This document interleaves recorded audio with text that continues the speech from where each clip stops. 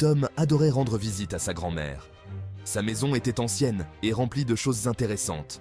Son endroit préféré était le grenier. Il était sombre et poussiéreux, avec des rayons de lumière qui traversaient les petites fenêtres. Le grenier était rempli de boîtes de vieux vêtements, de livres et de jouets. Tom pensait que c'était l'endroit idéal pour vivre une aventure. Par une chaude journée d'été, Tom est allé rendre visite à sa grand-mère. Elle était dans le jardin, en train de cueillir des framboises. « Sois prudent dans le grenier, Tom !» a-t-elle crié. Tom a promis qu'il le serait. Il aimait l'odeur de renfermé du grenier. Cela lui chatouillait le nez. L'air était lourd et immobile. Tom imaginait toutes les histoires que le grenier pouvait raconter. Tom a passé 1 heure à regarder les vieilles affaires de sa grand-mère. Il a trouvé un monocle, une tasse à thé ébréchée et un chapeau de fourrure mité.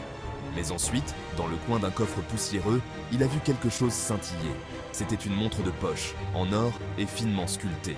Tom l'a ramassée. Elle était chaude dans sa main. Tom a ouvert la montre. À l'intérieur, au lieu de chiffres, il y avait d'étranges symboles. Lorsqu'il en a touché un, la montre s'est mise à briller. Tom a eu le souffle coupé. Le grenier autour de lui s'est mis à tourner. Il a fermé les yeux très fort, effrayé par ce qui se passait.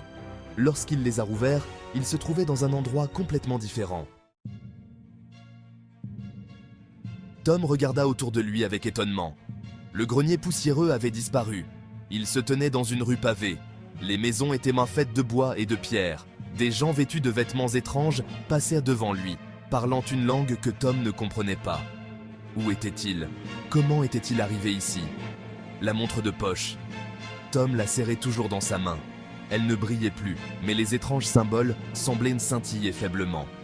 Une femme à l'air bienveillant, vêtue d'une longue robe et d'un châle, vit le visage déconcerté de Tom. Elle sourit doucement.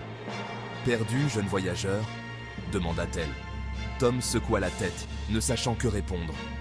Il ne savait pas où il était, ni comment rentrer chez lui. Il serra la montre plus fort, son seul indice dans ce nouveau monde étrange. « Suivez-moi » dit la femme. « Je connais quelqu'un qui peut vous aider. » Tom hésita, mais le sourire chaleureux de la femme le rassura. Il la suivit à travers les rues sinueuses, les sons et les odeurs de cet endroit inconnu le submergeant. La montre était lourde dans sa poche, un rappel constant de son mystérieux pouvoir. Ils arrivèrent à une petite chaumière, nichée derrière un jardin d'herbes aromatiques. La femme frappa doucement à la porte. Elle s'ouvrit en grinçant, révélant une pièce faiblement éclairée et remplie de livres et d'objets étranges. Tom ressentit un frisson d'excitation mêlé d'appréhension. Son aventure ne faisait que commencer. Un vieil homme aux yeux pétillants et à la longue barbe blanche était assis à une table au centre de la pièce. Il leva les yeux lorsque Tom et la femme entrèrent.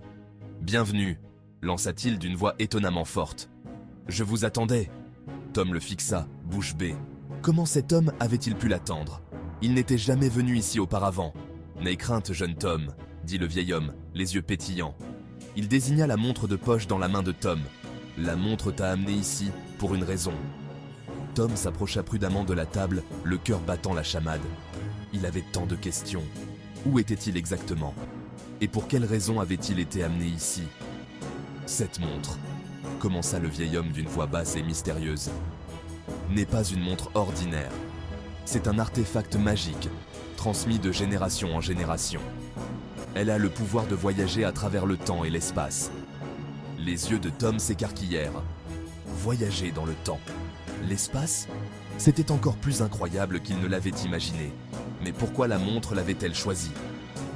Le vieil homme sourit, comme s'il lisait dans les pensées de Tom. « Toi, Tom, tu es le dernier d'une longue lignée d'aventuriers choisis pour protéger l'équilibre du temps lui-même. » Le souffle de Tom se coupa dans sa gorge. Protéger l'équilibre du temps, c'était une lourde responsabilité. Il n'était pas sûr d'être à la hauteur de la tâche, mais quelque chose dans les yeux du vieil homme lui disait qu'il n'avait pas le choix. Son aventure venait de devenir une mission. Le vieil homme se présenta comme étant Merlin. Tom avait entendu des histoires sur Merlin l'Enchanteur. C'était une légende, un puissant sorcier qui aidait les rois et combattait des créatures mythiques. Et maintenant, il était là, en chair et en os, disant à Tom qu'il avait été choisi pour protéger le temps lui-même. C'en était presque trop beau pour être vrai. Merlin expliqua que la montre avait senti une perturbation dans l'équilibre du temps. Un grand mal menaçait de bouleverser l'ordre naturel. Et Tom, avec son courage et son bon cœur, était le seul à pouvoir l'arrêter.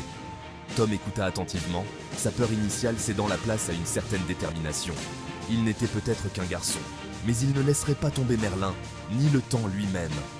Merlin désigna une carte étalée sur la table. Elle représentait un royaume que Tom ne reconnaissait pas, rempli de forêts, de montagnes et d'un château à l'allure menaçante, perché au sommet d'une falaise.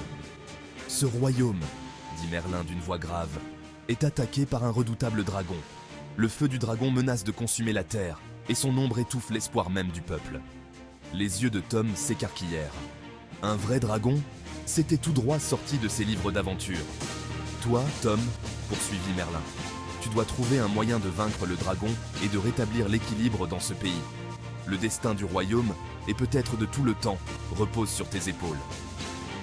Tom ressentit une vague de responsabilité mêlée à un frisson d'excitation. Il était prêt à relever le défi. Il allait vaincre le dragon, sauver le royaume et protéger le temps lui-même. Il était prêt à être le héros de sa propre aventure.